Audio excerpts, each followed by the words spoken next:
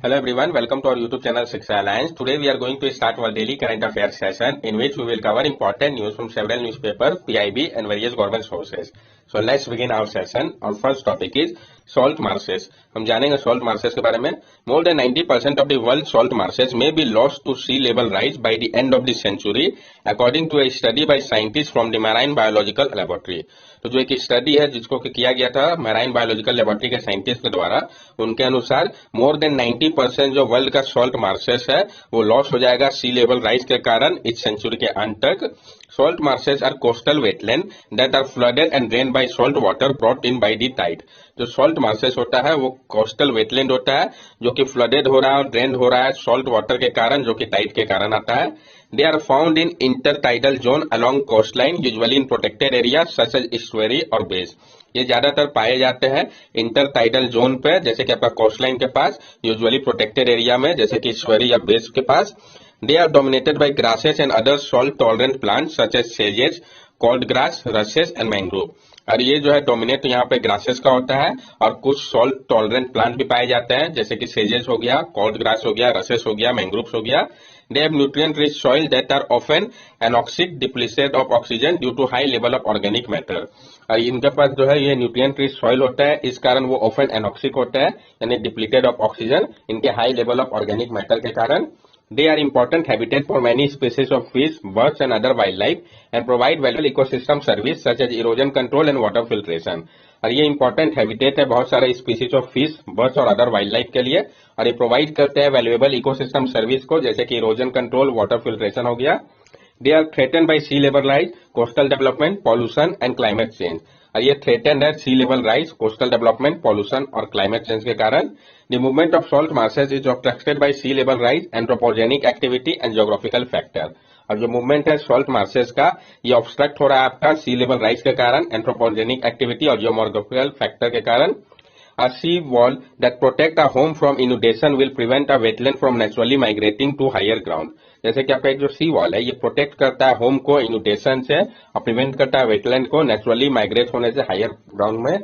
Next topic हमारा impact of Antarctic ice melting on ocean current. तो क्या impact होगा अंटार्कटिक आइस मेल्टिंग जो हो रहा है इसका ओशियन करंट के ऊपर, हम समझेंगे इसको डिटेल्स पे. According to a new study, an alarming effect on the global temperature, the marine food chain and the stability of ice shelf is being caused by the Antarctic ice sheet rapid melting.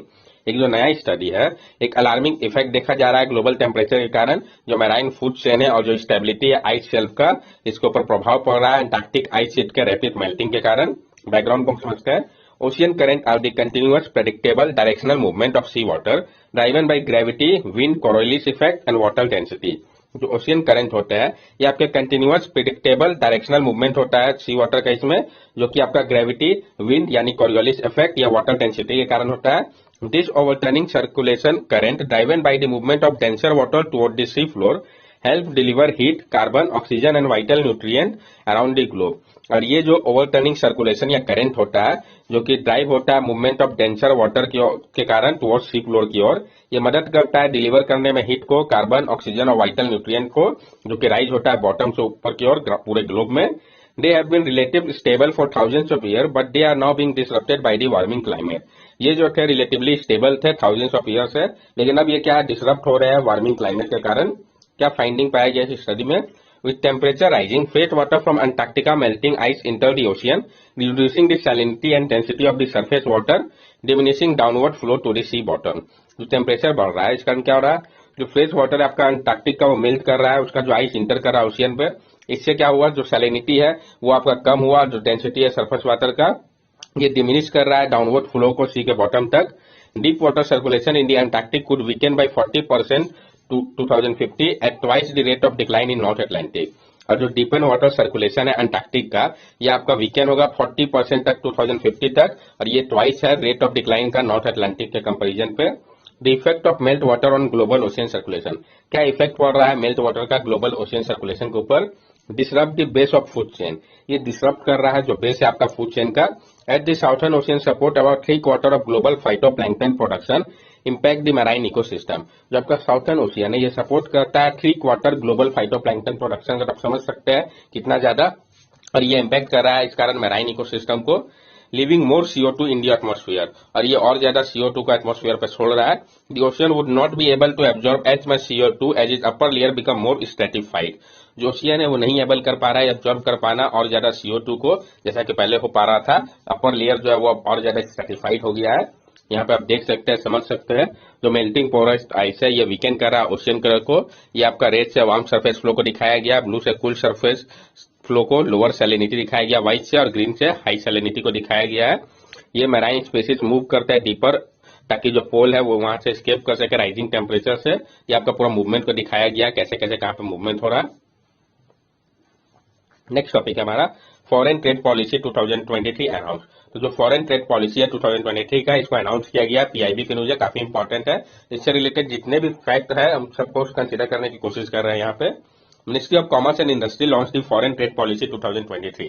किसने launch किया? तो ministry of commerce and industry ने launch किया foreign trade policy को 2023 का। Foreign trade policy 2023 set a $2 trillion target for export of goods and services by 2030, which a shift from incentive to remission and entitlement based regime। जो आपका foreign trade policy है 2023 का, इसने set किया है $2 trillion का टारगेट को export के लिए, गुड्स का, सर्विसेज का 2030 तक के लिए। इसमें शिफ्ट की बात कही गई है, जो इंसेंटिव है उससे रिमिशन और इंटाइटलमेंट बेस्ड रिजाइम की ओर शिफ्ट कहा गया है। फॉरेन ट्रेड पॉलिसी होता क्या है? A trade policy is a government policy that affect the number of goods and services a country export and import। जो ट्रेड पॉलिसी होता है ये गवर्नमेंट का पॉलिसी होता है जो कि अफेक्ट करता है number of goods and services को कंट्री के एक्सपोर्ट और इंपोर्ट का। क्या सिग्निफिकेंस है फॉरेन ट्रेड पॉलिसी का? Export promotion, increase revenue through export and stimulate economic growth. ये जो है इंक्रीज करता है रेवेन्यू को एक्सपोर्ट के माध्यम से और स्टिमुलेट करता है इकोनॉमिक ग्रोथ को। Encourage export and attract foreign investment, ये इंकरेज करता है एक्सपोर्ट को और अट्रैक्ट करता है फॉरेन इन्वेस्टमेंट को। Collaboration with state and district, facilitate export promotion at the regional level, ये कोलैबोरेट करता है स्टेट और डिस्ट्रिक्ट लेवल पे, फैसिलिटेट करता है एक्सपोर्ट प्रमोशन को रीजनल लेवल पे। Economic growth, reduce transaction cost and simplify export process, ये कम कर देता है ट्रांजैक्शन कॉस्ट को और सिंप्लीफाई करता है एक्सपोर्ट प्रोसेस को। It facilitate the flow of economy in a country and increase foreign exchange in country, ये फैसिलिटेट करता है फ्लो में इकोनॉमी के और साथ साथ इंक्रीज करता है फॉरेन एक्सचेंज को भी कंट्री का, जिससे कि इकोनॉमिक ग्रोथ होता है। For domestic consumer, it aid in facilitating free trade and liberalizing and improving the overall market for domestic consumer of a country. और डोमेस्टिक कंज्यूमर के लिए ये मदद करता है फैसिलिटेट करने में फ्री ट्रेड को और लिबरलाइज करने में और इंप्रूव करने में ओवरऑल मार्केट को डोमेस्टिक कंज्यूमर के लिए कंट्री का। क्या मकसद है फॉरेन ट्रेड पॉलिसी 2023 का? To enhance the competitiveness of Indian export in the global market, India's overall export are about to reach $760 billion this year। ये जो है मकसद क्या है? तो इनहेंस करना जो कम्पिटिटिवनेस है भारत के एक्सपोर्ट का ग्लोबल मार्केट में। इंडिया का जो ओवरऑल एक्सपोर्ट है वो आपका $760 बिलियन होने वाला है इस साल। Promote sustainable development of the country trade sector, ये प्रमोट करता है सस्टेनेबल डेवलपमेंट को कंट्री के ट्रेड सेक्टर के लिए। Make India a leader in specific sector such as pharmaceutical, engineering goods and textile, Bharat को एक लीडर ये बनाने में मदद करेगा स्पेसिफिक सेक्टर जैसे कि फार्मास्यूटिकल, इंजीनियरिंग गुड और टेक्सटाइल सेक्टर पे। To promote a digital economy and leverage technology to enhance the competitiveness of Indian export, ये प्रमोट करता है डिजिटल इकोनॉमी को, लिवरेज करता है टेक्नोलॉजी को ताकि इनहेंस किया जा सके कम्पिटिटिवनेस को इंडियन एक्सपोर्ट के लिए। की approach to the policy is based on this 4 pillar, जो की अप्रोच है इस पॉलिसी का वो इस 4 पिलर के ऊपर है। तो कौन से 4 पिलर इसको हम समझते हैं? An incentive to remission, reduction, cancellation of a डेप्ट, ड्यूटी और पेनल्टी, यानी इंसेंटिव दिया जाए रिमिशन के लिए, रिडक्शन, कैंसिलेशन ऑफ डेप्ट, ड्यूटी और पेनल्टी के लिए। Export promotion through collaboration, exporter, state, district, Indian mission, export promote करना है कोलैबोरेशन करके exporter, state, district, Indian mission के साथ मिलकर। Ease of doing business, reduction in transaction cost and e initiative, और जो ईज ऑफ डूइंग बिजनेस है इससे क्या होगा? रिड्यूस होगा ट्रांजैक्शन कॉस्ट और ई इनिशिएटिव बूस्ट करेगा बिजनेस को। Emerging area, e commerce developing district as export hub and streamlining SCOMET policy, और जो आपका ई कॉमर्स डेवलपिंग डिस्ट्रिक्ट है वो एक्सपोर्ट हब के तौर पर भी काम कर रहा है, स्ट्रीमलाइनिंग कर रहा है स्कॉमेट पॉलिसी को भी। Major features of free trade policy 2023, जो मेजर फीचर्स है आपका FTP 2023 का। Process re engineering and automation, ये प्रोसेस कर रहा है री इंजीनियरिंग और ऑटोमेशन को। The new policy focus on export promotion and development through automated IT system for various approval, making it easier for MSME and other to access export benefit. ये जो नया policy है ये focus कर रहा है एक्सपोर्ट प्रमोशन के ऊपर और डेवलपमेंट के ऊपर ऑटोमेटेड आईटी सिस्टम के माध्यम से अलग अलग अप्रूवल के लिए, और ये आसान कर रहा है एमएसएमई सेक्टर के लिए और बाकियों के लिए कि वो एक्सेस कर पाए एक्सपोर्ट बेनिफिट को। It will also encourage MSME to participate in the global market, और ये इनकरेज कर रहा है एमएसएमई सेक्टर को कि वो पार्टिसिपेट करे ग्लोबल मार्केट में। टाउन्स ऑफ एक्सपोर्ट एक्सीलेंस, जो टाउन्स ऑफ एक्सपोर्ट एक्सीलेंस है, 4 new towns Faridabad, Mirzapur, Moradabad and Varanasi have been designated as towns of export excellence. ये इंपॉर्टेंट पॉइंट है, मेमोराइज होना चाहिए। तो 4 न्यू टाउन है, कौन कौन से? फरीदाबाद, मिर्जापुर, मुरादाबाद और वाराणसी, जिसको कि डेजिग्नेट किया गया टाउन ऑफ एक्सपोर्ट एक्सीलेंस के तौर पे, साथ साथ एग्जिस्टिंग 39 टाउन्स के साथ। ये जो आपका टाउन ऑफ एक्सपोर्ट एक्सीलेंस है उसमें प्रायोरिटी एक्सेस दिया जाएगा एक्सपोर्ट प्रमोशन फंड के तौर पे MA1 स्कीम के अंतर्गत। ये जो है बूस्ट करेगा एक्सपोर्ट को, हैंडीक्राफ्ट, हैंडलूम्स और कैरपट का। रिकॉग्निशन ऑफ एक्सपोर्टर, रिकॉग्निशन किया जा रहा है एक्सपोर्टर को। Exporter firm recognise with status 2 star, 4 star, 5 star rating based on export performance will now help in skilling and training. जो एक्सपोर्टर फर्म है उनको रिकॉग्नाइज किया जाएगा उनके स्टेटस को 2 स्टार, 4 स्टार, 5 स्टार रेटिंग से, जो कि बेस्ड होगा एक्सपोर्ट परफॉर्मेंस के ऊपर, और ये मदद करेगा स्किलिंग और ट्रेनिंग में भी, जैसे कि आपका each one teach one initiative में होता है। This will help India build a skilled manpower pool capable of servicing a $5 trillion economy before 2030। और ये मदद करेगा भारत को बिल्ड करने में एक skill man power pool capable होगा जो सर्विस करने के लिए $5 ट्रिलियन इकोनॉमी के लिए बिफोर 2030 के। प्रमोटिंग एक्सपोर्ट फ्रॉम डिस्ट्रिक्ट, ये प्रमोट कर रहा है एक्सपोर्ट को डिस्ट्रिक्ट से। FTP aims at building partnership with state government and taking forward the district as export hub initiative to promote export at district level and accelerate the development of grassroot trade ecosystem. जो आपका FTP है इसका मकसद है build करना partnership को state government के साथ और फॉरवर्ड करना डिस्ट्रिक्ट को एक्सपोर्ट हब के तौर पे, और साथ साथ प्रमोट करना एक्सपोर्ट को डिस्ट्रिक्ट लेवल के लिए और एक्सेलरेट करना डेवलपमेंट को ग्रासरूट ट्रेड इकोसिस्टम में। ये मदद कर रहा है आइडेंटिफाई करने में और प्रमोट करने में लोकल प्रोडक्ट और सर्विसेज को।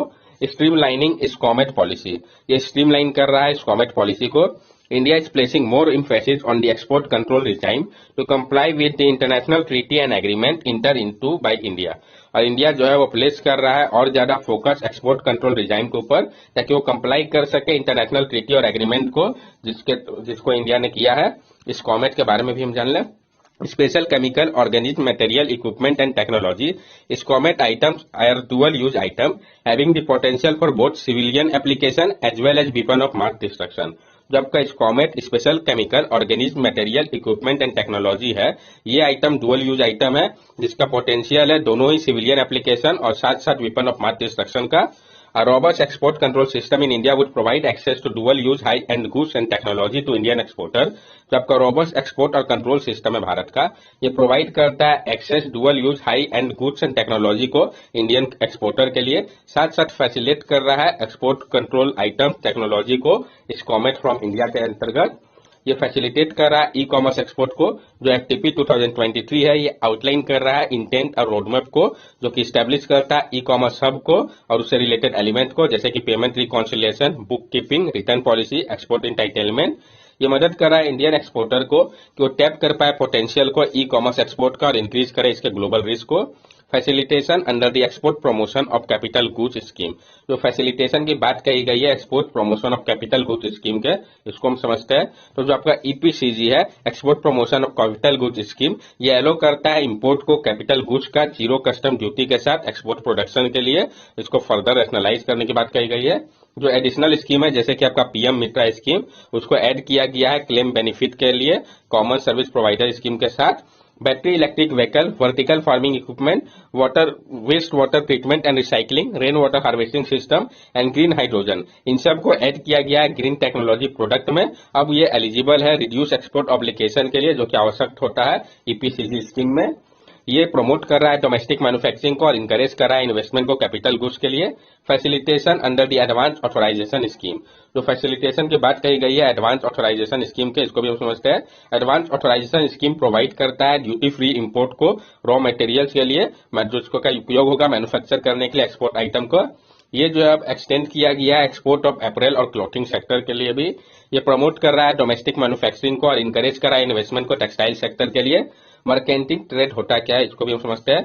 तो जो आपका मर्केंटिंग ट्रेड होता है, ये इन्वॉल्व करता है शिपमेंट को गुड्स का एक फॉरेन कंट्री से दूसरे फॉरेन कंट्री पे बिना टच किए हुए इंडियन पोर्ट को, जो कि इन्वॉल्व करता हो इंडियन इंटरमीडिएट को। मर्केंटिंग ट्रेड जो है वो रिस्ट्रिक्टेड और प्रोहिबिटेड आइटम के लिए अंडर एक्सपोर्ट पॉलिसी जो है वो किसका पॉसिबल नहीं है।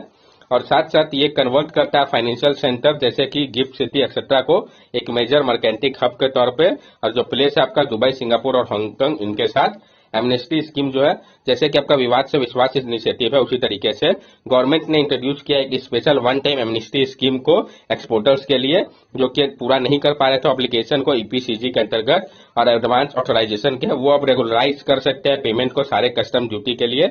उनको एग्जेम्प्ट किया गया है proportion to unfulfilled export obligation से। जो इंटरेस्ट पेएबल होगा उसको कैप किया गया है 100% का, उसको एग्जेम्प्ट कर दिया गया है ड्यूटी से इस स्कीम के अंतर्गत। और ये मदद करेगा रिड्यूस करने में लिटिगेशन को और फोस्टर करने में ट्रस्ट बेस्ड रिलेशनशिप को, ताकि एलिविएट किया जा सके जो इश्यू फेस किया जा रहा है एक्सपोर्टर के द्वारा।